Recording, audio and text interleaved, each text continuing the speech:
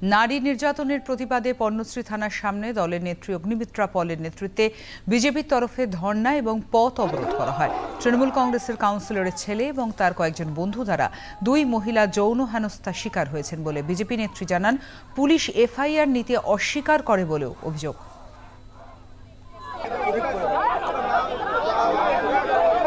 সকালবেলাতে জানতে পারলাম যে দক্ষিণ কলকাতায় এই দুটি মেয়ে তাদেরকে ধর্ষণ করা হয়েছে।